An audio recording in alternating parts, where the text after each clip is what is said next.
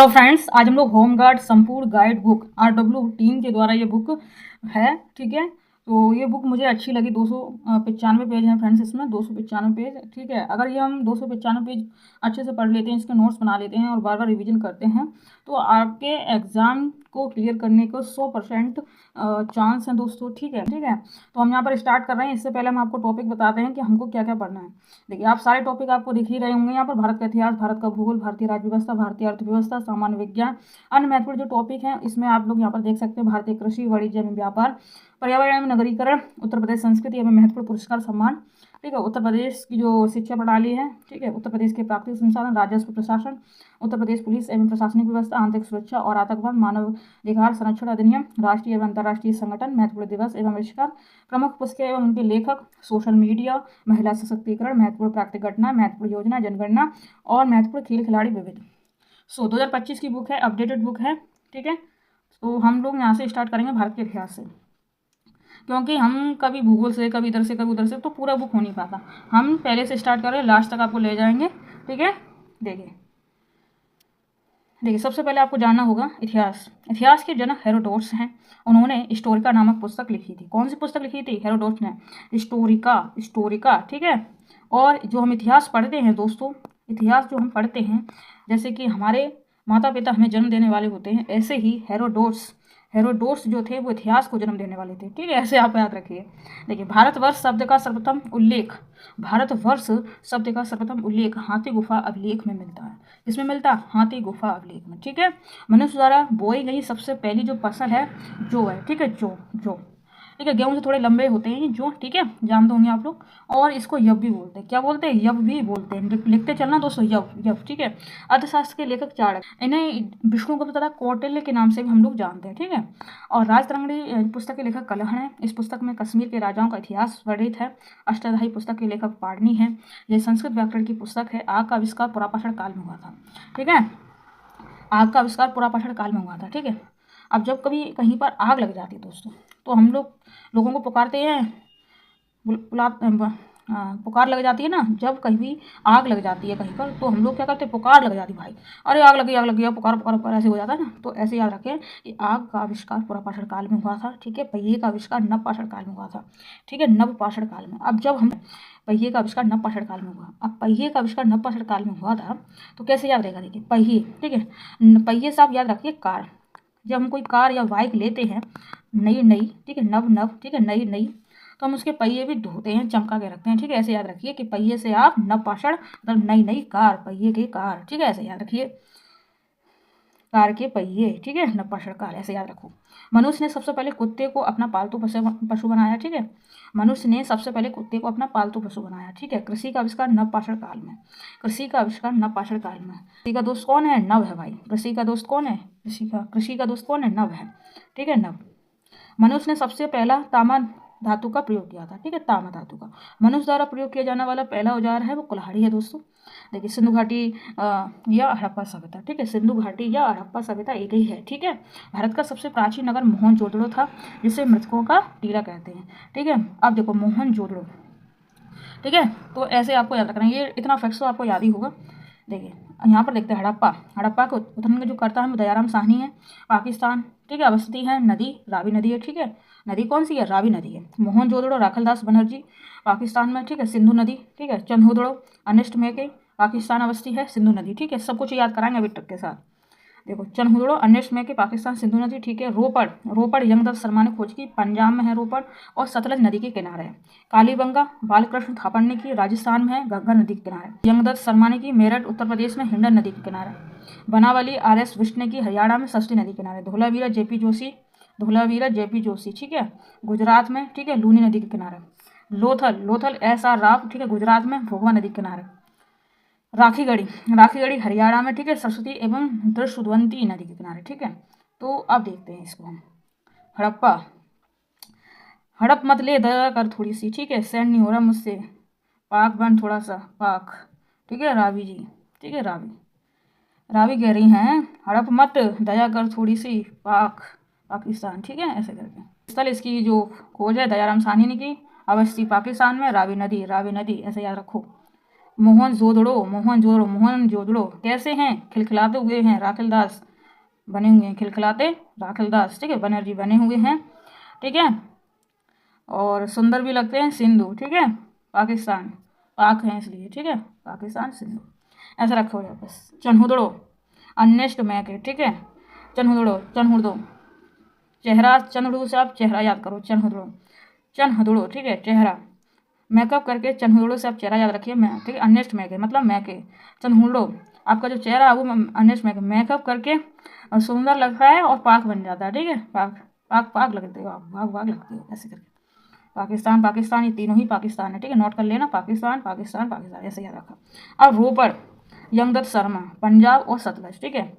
अब यंग मतलब यंग और यग एक ही बात है। तो ये जो यंग लोग हैं वो रो पड़ रहे हैं, एकदम रो रहे हैं हम लोग। तो क्यों? क्योंकि सतलज हमारे जो जीवन वो सतलज नहीं हो पा रहा, ठीक है। जल की कमी है। देखो आप देखिए, रोपड़ है, ठीक है। रोपड़, यंगदत्त शर्मा, पंजाब, सतलज, ठीक है। कालीबंगा काली है जिसका बंगा, ठीक है। बालकृष्ण मतलब कृष्ण जी, ठीक है। और राजस्थान, घग्गर नदी, ठीक है। घाघरा भी पहने हैं राजस्थान में वैसे भी, ठीक है। ऐसे याद रखना है आपको। आलमगीरपुर, यंगदत्त शर्मा, इसके भी हैं। मेरठ, उत्तर प्रदेश, हिंडन नदी, ठीक है। आलम है क्यों याद है मुझे, क्या? मरते मरते मेरठ, हिंडन, ठीक है। इस हिंडन हिसाब तुम्हारा, ठीक है। हे हिंडन ऐसे याद रखो। बनावली, RS वेस्ट, हरियाणा, सरस्वती नदी किनारे, ठीक है। बनावली बनते हैं लोग विशिष्ट, हरि के ज्ञान, ठीक है। हरियाण, हरियाणा, हरियाणा, ठीक है। हरियाणा, ठीक है। बनावली बनते हैं लोग विशिष्ट और विशिष्ट, ठीक है। हरियाणा, हरि के गुण गाते हुए सरस्वती कह रही हैं। सरस्वती क्या कह रही हैं? बनावली, देखो सरस्वती कह रही हैं बनावली विशिष्ट, कैसे? हरियाणा, हरि के ज्ञान गाओ, ठीक है। ऐसे धोलावीरा, JP जोशी, गुजरात, लूनी नदी, ठीक है। वीरा जोश में है, JP, ठीक है। JP जोशी, वीरा जोशी है क्योंकि गुजर रहा है, कैसे?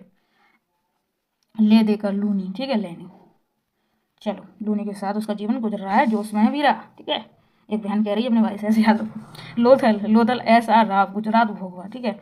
लोथपोल का, अब एक भाई है उसका लोथपोल कर रहा है, SR राव, और राव एकदम राव में है, ठीक है। राव है उसकी, राय है, बहुत राव चल रहे हैं उसके आजकल।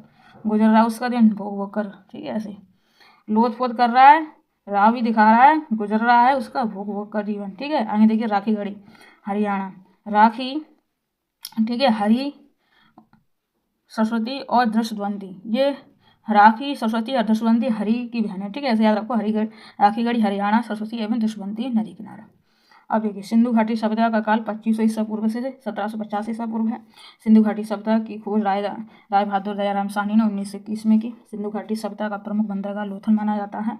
सिंधु घाटी सभ्यता की लिपि भावात्मक, चित्रात्मक थी, ठीक है। दाएं से बाएं लिखी जाती है सिंधु घाटी सभ्यता, ठीक है। मोहनजोदड़ो से कांच की मूर्ति की नर्तकी मिली है। मोहनजोदड़ो से प्राप्त सबसे बड़ी इमारत अन्नागार है। अन्नागार मतलब जहाँ पर अनाज रखते हैं जिस बर्तन में, ठीक है। अब देखिए, अग्निकुंड, लोथल तथा कालीबंगन से प्राप्त हुए हैं। कालीबंगन का अर्थ काले रंग की चूड़ियाँ। सिंधु सभ्यता के लोग माता देवी की पूजा करते थे, ठीक है।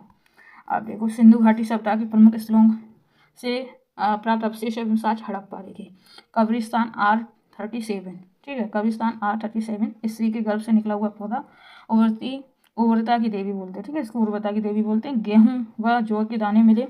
अन्नागार, चक्र एवं स्वास्तिक, सीपी का पैमाना, समाधान, ये हड़प्पा से इतना सब कुछ मिला है, इसे नोट कर लेना।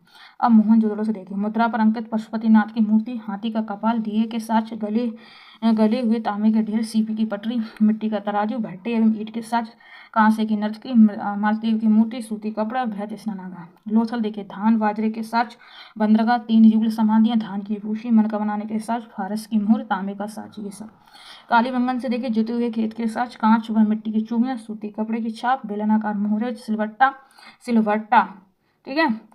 7 आयताकार अग्नि वेदिकाएं, मिट्टी के खिलौने, ये सब मिला है। चन्हुदड़ो का देखिए, बक्काकार ईंटें, 4 पहियों वाले खिलौना गाड़ी, अलंकृत हाथी, कंगा, लिपस्टिक, ये सब चन्हुदड़ो से मिला है, ठीक है। बनावली देखिए, जो तांबे के वाड़ार्ग, हल्की तरह मिट्टी के खिलौने, ठीक है। सुरकोटदा से देखिए, घोड़े की अस्थियाँ, कब्र का धोलावीरा से धोलावीरा से देखिए सिंधु लिपि के 10 चिन्ह शिलालेख, जल संरक्षण तकनीक, दुर्गीकृत नगर स्टेडियम के साथ राखीगढ़ी, रक्षा प्राचीर अन्नागार, ये सब राखीगढ़ी से मिले हैं। वैदिक शब्द 2 भागों में विभाजित,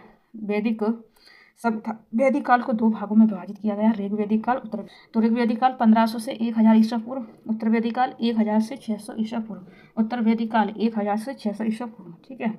भारत के सबसे प्राचीन ग्रंथ वेद का अर्थ क्या है? ज्ञान। वेदों की संख्या कितनी है? 4, ऋग्वेद, यजुर्वेद, सामवेद, अथर्ववेद। ठीक है। ऋग्वेद ये सबसे प्राचीन वेद है। इसमें 10 मंडल, 1028 सूक्त, लगभग 10,580 ऋचाएँ हैं। देवता सोम का उल्लेख 9वें मंडल में है। गायत्री मंत्र जिसकी रचना ऋषि विश्वामित्र मित्र ने की थी, इसका उल्लेख ऋग्वेद के 3रे मंडल में है। ऋग्वेद के 10वें मंडल में वर्ण व्यवस्था का वर्णन मिलता है। यजुर्वेद ये वेद व गद्य दो यह वेद गद्य व पद दोनों में लिखा है, यजुर्वेद। ठीक है। सामने देखिए, इस वेद में संगीत की जानकारी मिलती है, इसलिए इसे भारतीय संगीत का जनक कहा जाता है। अर्थवेद ये वेद सबसे बाद में लिखा गया, इसे आधुनिक वेद भी कहते हैं। इस वेद में जादू, टोना, तंत्र, मंत्र, चिकित्सा, विवाह तथा लौकिक जीवन का उल्लेख है। प्राणों की संख्या 8 है। प्राणों के रचयिता लोमहर्ष व उनके पुत्र उग्रश्रवा हैं। आर्यों द्वारा निर्मित वैदिक सभ्यता थी। आर्य शब्द का अर्थ श्रेष्ठ होता है। आर्यों की भाषा संस्कृति और ये ग्रामीण सभ्यता थी। सभा एवं समिति राजा को सलाह देने वाली संस्था थी, इसलिए दोनों में भाग ले सकती थी। आर्यों का प्रिय पेय पदार्थ सोमरस था, यह वनस्पति से बनाया जाता था। उपनिषदों की संख्या 108 है। आर्यों का प्रिय पशु घोड़ा और प्रिय देवता इंद्र थे। ठीक है। वर्तक में देखिए, योग दर्शन के पतंजलि, न्याय दर्शन के गौतम, चावाक दर्शन के चावाक, शाक्य दर्शन के कपिल सबसे प्राचीन दर्शन। ठीक है।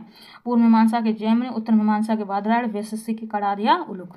इसको मैंने ट्रिक से एक वीडियो में बताया था, डिस्क्रिप्शन में मिल जाएगा वो वीडियो। ठीक है। जैन धर्म देखिए, जैन धर्म के संस्थापक तथा प्रथम तीर्थकर ऋषभदेव और आदित्यनाथ। ठीक है, एक ही नाम है दोनों का। अब देखिए, जैन धर्म के 23वें तीर्थकर पार्श्वनाथ थे, जो काशी के राजा अश्वसेन के पुत्र थे। महावीर स्वामी जैन धर्म के 24वें तथा अंतिम तीर्थकर थे। इन्हें जैन धर्म का वास्तविक संस्थापक माना जाता है। जैन धर्म में कर्मफल से मुक्ति हेतु तीर्थन अनुशीलन आवश्यक है। सम्यक दर्शन, सम्यक ज्ञान, सम्यक आचरण। ठीक है।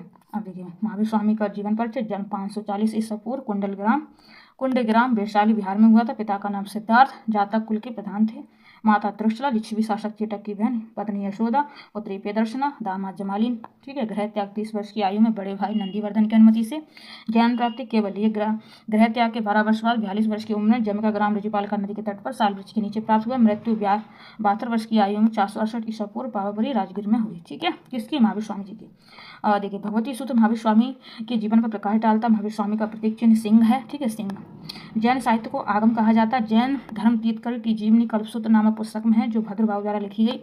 जैन साहित्य की भाषा प्राकृत और संस्कृत। ठीक है, प्राकृत और संस्कृत दोनों थी। ठीक है। जैन धर्म में केवल का अर्थ होता है सर्वोच्च ज्ञान। मौर्योत्तर युग में मथुरा जैन धर्म का प्रसिद्ध केंद्र था। खुजराहो मध्य प्रदेश में जैन मंदिर का निर्माण चंदेल शासकों ने करवाया। प्रथम जैन संगति 300 ईसा पूर्व पाटलिपुत्र में हुई, जिसका अध्यक्ष स्थूलभद्र था। द्वितीय जैन संगति वल्लभी गुजरात में हुई, जिसका अध्यक्ष देववर्दी क्षमा श्रमण थे। ठीक है। जैन धर्म पुनर्जन्म व क्रमवाद में विश्वास करता था। जैन धर्म। बौद्ध धर्म देखिए, बौद्ध धर्म के संस्थापक गौतम बुद्ध थे। इन्हें एशिया का ज्योतिपुंज, लाइट ऑफ एशिया कहा जाता है इन्हें, बौद्ध। ठीक है। गौतम बुद्ध का जीवन परिचय। 563 ईसा पूर्व में इनका जन्म हुआ कपिलवस्तु के लुम्बिनी नामक स्थान पर। बचपन का नाम सिद्धार्थ था।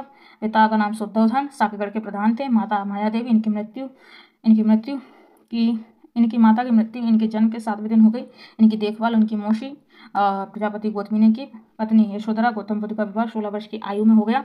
पुत्र का नाम राहुल। गृह त्याग 29 वर्ष की आयु में गृह त्याग दिया, जिससे बौद्ध धर्म में महाविनिष्क्रमण कहा गया। प्रथम उपदेश सारनाथ में दिया, जिसे धर्म चक्र प्रवर्तन कहा गया। बुद्ध ने अपने सर्वाधिक उपदेश श्रावस्ती में दिए। बुद्ध ने अपने उपदेश पारिभाषा में दिए। मृत्यु देखिए 483 ईस्वी में 80 वर्ष की आयु में कुशीनगर उत्तर प्रदेश नामक स्थान पर, जिसे बौद्ध धर्म में महापरिनिर्वाण कहा गया है। देखिए, गौतम बुद्ध के जीवन से संबंधित प्रतीक, घटना और चिन्ह देखिए। जन्म को कमल एवं साण से प्रदर्शित किया गया है। कमल एवं साण से। गृह त्याग को घोड़ा से। ज्ञान को पीपल वृक्ष से। निर्माण को पदचिन्ह से। मृत्यु को स्तूप से। ठीक है। अब देखिए, बौद्ध धर्म की 4 संगतियाँ देखिए, मोस्ट इंपॉर्टेंट दोस्तों, मोस्ट इंपॉर्टेंट, इन्हें हम ट्रिक से समझाएंगे। अब देखिए, प्रथम बौद्ध संगति 483 ईस्वी में। कब हुई? 483 ईस्वी में। ठीक है।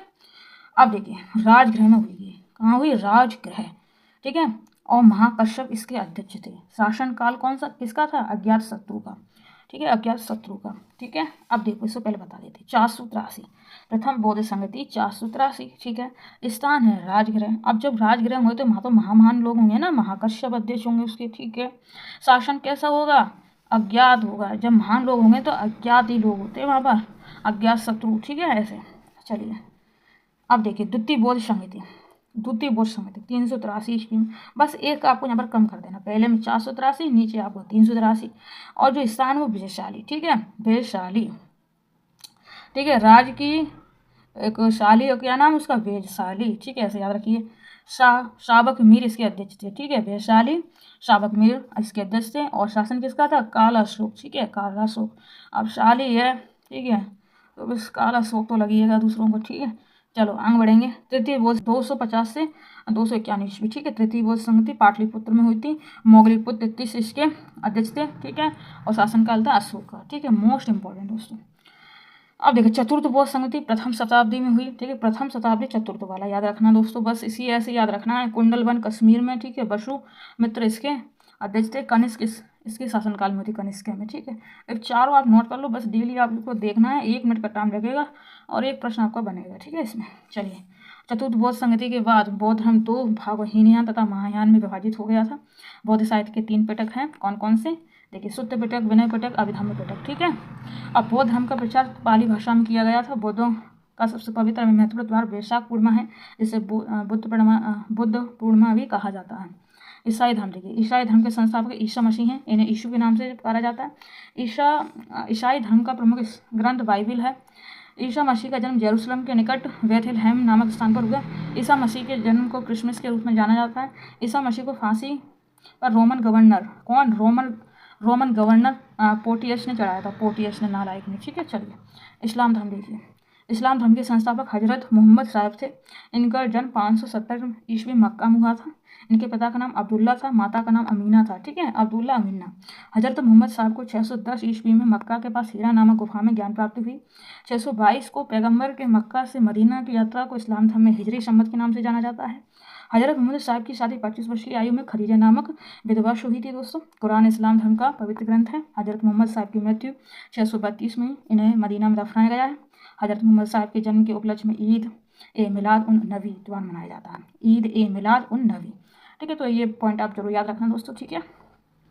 अब देखिए पारसी धर्म के बारे में। पारसी धर्म का संस्थापक जरथुष्ट्र ईरानी था, ठीक है जरथुष्ट्र ईरानी। इनकी शिक्षाओं का संकलन जैद अविस्ता नामक ग्रंथ में है, जो पारसियों का धार्मिक ग्रंथ है। पारसियों का प्रमुख त्योहार नौरोज है। सिख धर्म देखिए, गुरु नानक देव ने सिख धर्म की स्थापना की। ये सिखों के पहले गुरु थे। गुरु नानक देव ने लंगर, पंगत बोलते हैं इसको, ठीक है लंगर या पंगत व्यवस्था का प्रचलन कराया। उन्होंने ही अनेक संगत धर्मशाला स्थापित की। गुरु नानक देव का जन्म 469 में तलवंडी ननकाना साहिब में हुआ। गुरु नानक देव की मृत्यु 1539 में करतारपुर में हुई। गुरु अंगद सिखों के दूसरे गुरु थे। इनका मूल नाम लहना था। गुरुमुखी लिपि का आरंभ गुरु अंगद ने किया। गुरु अर्जुन देव सिखों के 5वें गुरु थे। उन्होंने आदि ग्रंथ की रचना की। मुगल बादशाह जहांगीर ने गुरु अर्जुन देव की हत्या 1606 में राजकुमार कुशवाहा की सहायता करने के कारण करवा दी। सिखों के 10वें व अंतिम गुरु गोविंद सिंह थे। इनका जन्म 1666 में पटना में हुआ। इनके निवास स्थान को आनंदपुर साहिब कहते हैं, ठीक है। खालसा पंथ की स्थापना 1699 में बैसाखी के दिन गुरु गोविंद सिंह ने की थी, ठीक है। खालसा पंथ की स्थापना 1699 में बैसाखी के दिन गुरु गोविंद सिंह ने की थी, ठीक है। सिकंदर जन्म 356 ईस्वी में हुआ था। इनके पिता का नाम फिलिप द्वितीय था। यह मकदूनिया का राजा था, ठीक है। सिकंदर का गुरु अरस्तु का गुरु प्लेटो का गुरु सुकरात थे, ठीक है। के रास्ते भारत आया था, खैबर दर्रे के रास्ते। सिकंदर का जल सेनापति निर्याकश था। कौन था? निर्याकश।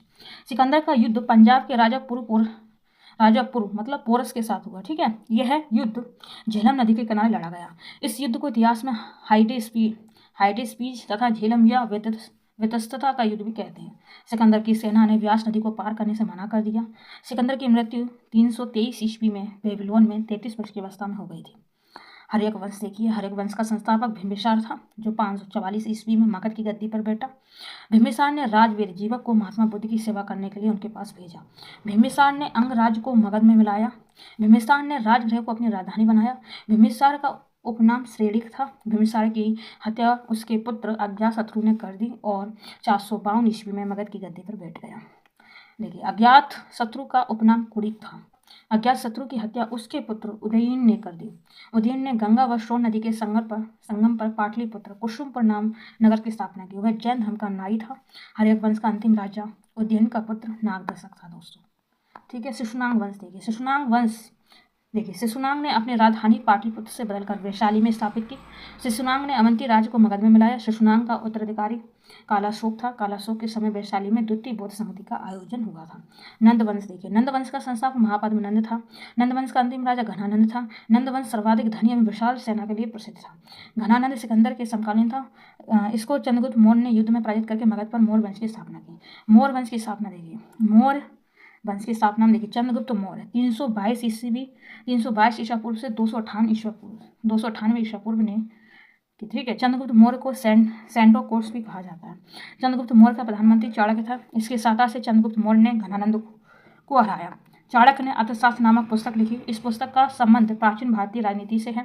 चंद्रगुप्त मौर्य 322 ईसा पूर्व में मगध की राजगद्दी पर बैठा। चंद्रगुप्त मौर्य जैन धर्म का अनुयायी था। चंद्रगुप्त मौर्य के धार्मिक गुरु भद्रबाहु थे। चंद्रगुप्त मौर्य के जो धार्मिक गुरु थे वो कौन थे? भद्रबाहु थे, याद रखना। मेगास्थनीज जो सेल्यूकस निकेटर का राजदूत था वह चंद्रगुप्त मौर्य के दरबार में रहता था। मेगास्थनीज ने इंडिका नामक पुस्तक लिखी।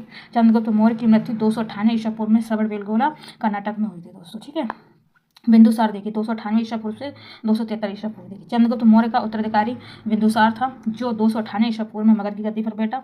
बिंदुसार को अमित्रघात भी कहते हैं। अमित्रघात का अर्थ शत्रु विनाशक होता है। सीरिया के शासक एंटियोकस प्रथम ने डायमेकेस नामक एक राजदूत को बिंदुसार के दरबार में भेजा था। बिंदुसार को वायु पुराण में भद्रसार तथा जैन ग्रंथों में सिंह सहन कहा गया है, ठीक है। अशोक देखिए 273 ईस्वी से 232 ईस्वी 273 से 232 ईस्वी, ठीक है। अब देखिए बिंदुसार का उत्तराधिकारी अशोक महान हुआ जो 269 ईस्वी में मगध की राजगद्दी पर बैठा। अशोक ने कश्मीर में श्रीनगर नामक नगर बसाया था, ठीक है। अब श्रीनगर नामक नगर बसाया था अशोक ने, इसी बात को याद रखना। राजगद्दी पर बैठने के समय अशोक अवंती का राज्यपाल था। पुराणों में अशोक को अशोकवर्धन कहा गया है। अशोक ने राजगद्दी पर बैठने के 8 वर्ष बाद 261 ईस्वी में कलिंग पर आक्रमण कर दिया और कलिंग की राजधानी तोषली पर अधिकार कर लिया, ठीक है। अशोक के पहले शिलालेख में पशु बलि की निंदा की गई है। कलिंग के युद्ध का वर्णन 13वें शिलालेख में है। अशोक का धार्मिक गुरु उपगुप्त थे। कौन थे? उपगुप्त था। अशोक का जो धार्मिक गुरु था वो उपगुप्त था। अशोक की माता का नाम शुभांद्रंगी था। क्या नाम था? शुभांद्रांगी, ठीक है। अशोक ने बौद्ध धर्म के प्रचार के लिए अपने पुत्र महेंद्र एवं पुत्री संघमित्रा को श्रीलंका भेजा। अशोक के शिलालेख 1837 ईस्वी में सर्वप्रथम जेम्स प्रिस्टम ने पढ़े, इनकी संख्या 14 है। अशोक के शिलालेख की खोज 1750 ईस्वी में टी फैथलेन ने की थी, ठीक है। अशोक के पहले शिलालेख में पति की निंदा की गई है, पशु बलि की, ठीक है, पशु बलि की निंदा की गई है। मगध पर मौर्य शासन 322 ईस्वी से 185 ईस्वी पूर्व, ठीक है, 137 वर्षों तक रहा है। मगध पर मौर्य शासन है वो 137 वर्षों तक रहा है, ठीक है। मौर्य वंश का अंतिम शासक बृहदत्त था। इसकी हत्या इसके सेनापति पुष्यमित्र शुंग ने की थी। अशोक का नाम देवना प्रिय और प्रियदर्शी देवताओं का प्रिय भी है, ठीक है। ऐसे जैसे कि अशोक का नाम देवना प्रिय और प्रियदर्शी था, ठीक है। दूसरा नाम ये, ठीक है। अब इसका अर्थ क्या है? देवताओं का प्रिय, ठीक है। अब अशोक ने बराबर की पहाड़ी पर आजीविका के लिए 4 गुफाओं का निर्माण भी कराया था। अब देखिए शुंग साम्राज्य। पुष्यमित्र शुंग ने 185 ईस्वी में शुंग वंश की नींव डाली। वह मौर्यों का सेनापति था। वह ब्राह्मण जाति का था। शुंग काल में मनुस्मृति के वर्तमान स्वरूप की रचना की गई। पुष्यमित्र शुंग ने अपने राजपुरोहित पतंजलि से 2 अश्वमेध यज्ञ करवाए। पुष्यमित्र शुंग को कलिंग नरेश खारवेल ने पराजित किया। भरूत स्तूप का निर्माण पुष्यमित्र शुंग ने ही करवाया था। कुषाण वंश की स्थापना कुजुल कटफिसिस ने 15 ईस्वी में की थी, ठीक है। इस वंश का सबसे महान राजा कनिष्क था। इसकी राजधानी पुरुषपुर पेशावर थी, ठीक है, पुरुषपुर पेशावर थी। कुषाणों की दूसरी राजधानी मथुरा थी। कनिष्क ने 78 ईस्वी में गद्दी पर बैठने के समय एक संमत चलाया जो शक संमत कहलाया। ये संमत भारत सरकार द्वारा प्रयोग में लाया जा रहा है। कनिष्क के दरबार में चरक राजवेद रहते थे जिन्होंने चरक संहिता लिखी। भारत में सबसे पहले सोने के सिक्के कुषाण शासकों द्वारा ही जारी किए गए हैं। गुप्त साम्राज्य। गुप्त वंश का संस्थापक श्रीगुप्त था। गुप्त वंश का प्रथम महान सम्राट चंद्रगुप्त प्रथम था। यह 319 में गद्दी पर बैठा। इसे ही गुप्त वंश का वास्तविक संस्थापक माना जाता है। चंद्रगुप्त प्रथम ने महाराजा धीराज की उपाधि धारण की। चंद्रगुप्त प्रथम ने गुप्त संमत 319 से 320 में चलाया, ठीक है। चंद्रगुप्त प्रथम का उत्तराधिकारी समुद्रगुप्त था जो 335 ईस्वी में राजगद्दी पर बैठा। समुद्रगुप्त को भारत का नेपोलियन कहा जाता है, ठीक है। समुद्रगुप्त के दरबार में कवि हरिशेर थे जिन्होंने इलाहाबाद प्रसिद्धि लेख की रचना की है। समुद्रगुप्त विष्णु का उपासक था। समुद्रगुप्त संगीत प्रेमी। इसके सिक्कों पर बीड़ा बजाते हुए दिखाया गया है, ठीक है। और कौन, समुद्रगुप्त ही। देखिए समुद्रगुप्त का उत्तराधिकारी चंद्रगुप्त द्वितीय था और चंद्रगुप्त द्वितीय ने विक्रमादित्य की उपाधि धारण की, इसलिए इसे चंद्रगुप्त विक्रमादित्य भी कहते हैं। चंद्रगुप्त द्वितीय के समय चीनी यात्री वाहन भारत आया था। चंद्रगुप्त द्वितीय के दरबार में आर्यभट्ट, धन्वंतरी, भृगुप्त, बारहमिहिर जैसे विद्वान रहते थे। चंद्रगुप्त द्वितीय मतलब इनका नाम दूसरा है चंद्रगुप्त विक्रमादित्य। ठीक है, विक्रमादित्य के दरबार में आर्यभट्ट, धन्वंतरी, भृगुप्त, बारहमिहिर जैसे विद्वान रहते थे। ठीक है, इस बात को याद रखना। नालंदा विश्वविद्यालय की स्थापना कुमारगुप्त ने की। इस विश्वविद्यालय को ऑक्सफोर्ड ऑफ महायान बुद्ध कहा जाता है। गुप्त शासकों में सर्वाधिक अभिलेख कुमारगुप्त प्रथम के हैं। हुड़ों का आक्रमण स्कंदगुप्त के काल में हुआ। जूनागढ़ अभिलेखों में हुड़ों को मिलेच कहा गया है। हुड़ों का महत्वपूर्ण शासक तोरमाड़ था। कौन था? तोरमाड़। सुदर्शन झील का पुनर्निर्माण स्कंदगुप्त ने करवाया था। गुप्त राजाओं की शासकीय भाषा संस्कृत थी। गुप्त काल में दास प्रथा भी प्रचलित थी। संस्कृत भाषा के प्रसिद्ध कवि कालिदास चंद्रगुप्त द्वितीय के दरबार में रहते थे। कालिदास द्वारा अभिज्ञान शकुंतलम प्रथम भारतीय रचना है जिसका अनुवाद यूरोपीय भाषा में हुआ है। सांस्कृतिक उपलब्धियों के कारण गुप्त काल को भारत के इतिहास का स्वर्ण युग कहा गया है दोस्तों। पुष्पभूति वंश या वर्धन वंश। देखिए इसका संस्थापक पुष्पभूति था। इसकी राजधानी थानेश्वर हरियाणा थी। इसकी पुत्री का नाम राजश्री था। राजश्री का विवाह कन्नौज के राजा ग्रहवर्मन के साथ हुआ। हर्ष और पुलिकेशन द्वितीय के बीच नर्मदा नदी के तट पर युद्ध हुआ जिसमें हर्ष की पराजय हुई। चीनी यात्री वैनसांग हर्षवर्धन के दरबार में आया था। वह नालंदा विश्वविद्यालय में पढ़ने के लिए भारत आया था। वैनसांग ने सूत्रों को कृषक कहा। ठीक है, बाणभट्ट हर्षवर्धन का दरबारी कवि था जिसने हर्षचरित कादम्बरी नामक पुस्तक लिखी। हर्षचरित तथा कादम्बरी किसने लिखा? बाणभट्ट ने। और किसके दरबार का था? हर्षवर्धन के दरबार का। ठीक है, हर्षवर्धन द्वारा रचित नाटक है प्रियदर्शिका, रत्नावली, नागानंद। कुंभ मेलों को प्रारंभ करने का श्रेय हर्षवर्धन को जाता है। कुंभ मेलों को प्रारंभ करने का जो श्रेय है वो किसे जाता है? हर्षवर्धन को। ठीक है, दक्षिण भारत के प्रमुख राजवंश देखिए पल्लव वंश। देखिए पल्लव वंश के वास्तविक संस्थापक श्री विष्णु थे। महाबलीपुरम के रथ के मंदिर का निर्माण पल्लव राजा नरसिंह वर्मन प्रथम ने कराया। नरसिंह वर्मन द्वितीय का दरबारी कवि संस्कृत विद्वान दंडी था जिसने दशक कुमार चरित नामक पुस्तक लिखी थी। चोल साम्राज्य का संस्थापक विजयालय था। राजा विजयालय ने नरकेसरी की उपाधि धारण की। इसकी राजधानी तंजौर थी। किसकी? विजयालय। अब देखिए राज प्रथम ने श्रीलंका पर आक्रमण किया। वह ठीक है आक्रमण किया। वहाँ के राजा महेंद्र पंचम को भागना पड़ा। राज प्रथम से धर्म का अनुयायी था। तंजौर में स्थित राजेश्वर मंदिर को राजराज प्रथम ने बनवाया। यह मंदिर भगवान शिव को समर्पित है। चोल शासकों का राजकीय चिन्ह बाघ था। चोल वंश का अंतिम शासक राजेंद्र तृतीय थे। कौन थे? राजेंद्र तृतीय। परमार वंश। इस वंश का प्रारंभ 9वीं शताब्दी में मालवा क्षेत्र में उपेंद्र अथवा कृष्णराज द्वारा हुआ। देखिए हो गया। राजा भोज इस वंश का सबसे प्रतापी राजा था जिसने भोजपुर नगर एवं भोजसर तालाब का निर्माण कराया। राष्ट्रकूट वंश देखिए इसका संस्थापक दंती दुर्ग था। इसकी राजधानी मणिकर या माणिक्येत थी। इसका उत्तराधिकारी कृष्ण प्रथम था। एलोरा के प्रसिद्ध कैलाश मंदिर का निर्माण कृष्ण प्रथम ने कराया। पाल वंश देखिए पाल वंश की स्थापना 750 ईस्वी में गोपाल ने की। पाल वंश का सबसे महान शासक धर्मपाल था। धर्मपाल ने विक्रमशिला विश्वविद्यालय की स्थापना की थी। विक्रमशिला विश्वविद्यालय की स्थापना किसने की? पाल वंश ने। आप देखिए सातवाहन वंश की स्थापना शिमुक ने की। सातवाहन वंश की राजधानी प्रतिष्ठान थी। सातवाहन वंश का प्रमुख शासक गौतमीपुत्र सातकर्णी था। सर्वप्रथम सातवाहन ने शीशे की मुद्रा चलाई थी। ठीक है, काले व चैत्य तथा अमरावती स्तूप सातवाहनों की महत्वपूर्ण स्थापत्य कला का उदाहरण है। गुज्जर प्रतिहार वंश देखिए इस वंश की स्थापना हरिश्चंद्र नामक राजा ने की, किंतु वंश का प्रथम वास्तविक महत्वपूर्ण शासक नागभट्ट प्रथम बताया गया है। त्रिपक्षीय संघर्ष में भाग लेने वाला गुज्जर प्रतिहार शासक वत्स राज था। मिहिर भोज प्रथम 836 से 885 इस वंश के प्रतापी शासक थे। मिहिर भोज। ठीक है, मिहिर भोज ने राष्ट्रकूट शासक कृष्ण द्वितीय को हराकर मालवा प्राप्त किया। मिहिर भोज ने अपनी राजधानी कन्नौज को बनाया। इनके काल में अरब यात्री सुलेमान भारत आया। मिहिर भोज को आदिवारहा और प्रभास की उपाधि प्राप्त थी। ठीक है, इस वंश का अंतिम शासक यशपाल था। तोमर वंश देखिए तोमर वंश की स्थापना अनंगपाल तोमर ने 736 में की। इसने दिल्ली नगर की स्थापना और इसे अपनी राजधानी बनाया। चंदेल वंश इस वंश की स्थापना नन्नूक ने 9वीं शताब्दी में की। इनकी राजधानी खजुराहो थी। यशोभ वर्मन ने खजुराहो की प्रसिद्ध चतुर्भुज मंदिर विष्णु मंदिर का निर्माण कराया। चंदेल वंश का शासक परमनिधिदेव 1182 में पृथ्वीराज चौहान से पराजित हुआ था। आला एवं उदल वीर योद्धा परमनिधिदेव के दरबार में रहते थे। ठीक है, अब देखिए महत्वपूर्ण राजवंश तथा उनके संस्थापक। हर्यक वंश के बिंबिसार, शिशुनाग वंश ने स्थापना की। नंद वंश के महापद्मानंद, मौर्य वंश के चंद्रगुप्त मौर्य, शुंग वंश के पुष्यमित्र शुंग, कड़व वंश के वासुदेव, उत्पल वंश के अवंती वर्मन। ठीक है, अब देखिए गंग वंश के ब्रजहस्त पंचम। ठीक है, गहड़वाल वंश के चंद्रदेव, सातवाहन वंश के सिमुख, उषाण वंश का कॉन्फुसियस, ठीक है।